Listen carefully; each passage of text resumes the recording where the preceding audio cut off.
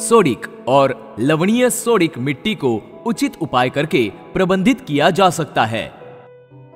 आइए अब इन मिट्टी की विशेषताओं को और प्रबंधन उपायों के बारे में विस्तार से जानते हैं। क्षारीय मिट्टी।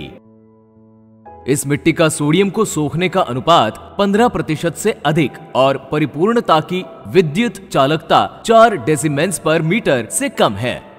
इस मिट्टी का पीएच 8.5 से अधिक होता है। इस मिट्टी में कठोर परत बन जाती है जिससे पानी भी मिट्टी में प्रवेश नहीं कर पाता है और इसलिए ये मिट्टी खेती के लिए उपयुक्त नहीं है। खारी क्षारीय मिट्टी। इस मिट्टी में बदलने योग्य सोडियम 15% से अधिक है और परिपूर्णता की विद्युत चालकता 4 डेसिमेंस पर मीटर से अधिक है।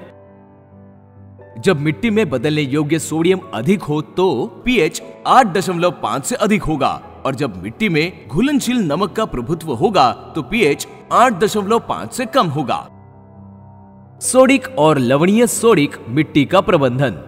सोडियम देने के कारण ऊपरी सतह पर पैदा होने वाली कड़ी सतह को तोड़ने के लिए और पानी की मुक्त आवाजाही में सुधार करने के लिए गहरी जुताई की जा सकती है।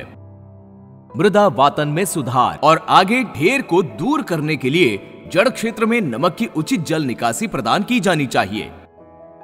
क्षारीयता कम करने के लिए खरिया मिट्टी जिप्सम डालना चाहिए। खरिया मिट्टी की मात्रा मिट्टी की जांच सिफारिशों के माध्यम से ज्ञात की जा सकती है। खरिया मिट्टी जिप्सम को मिट्टी में डालना चाहिए और इसे जुताई के द्वारा हल्के से मिट्टी में मिलाया जाना चाहिए। सारी खरिया मिट्टी को एक ही खुराक के रूप में डालना चाहिए और फिर अगले 7 दिन तक जल भराव की हालत में रखा जाना चाहिए ताकि मिट्टी में निक्षालन हो सके।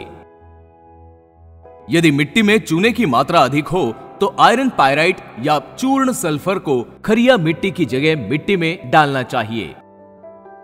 पायराइट पाउडर का आकार 5 मिलीमीटर से अधिक नहीं होना चाहिए।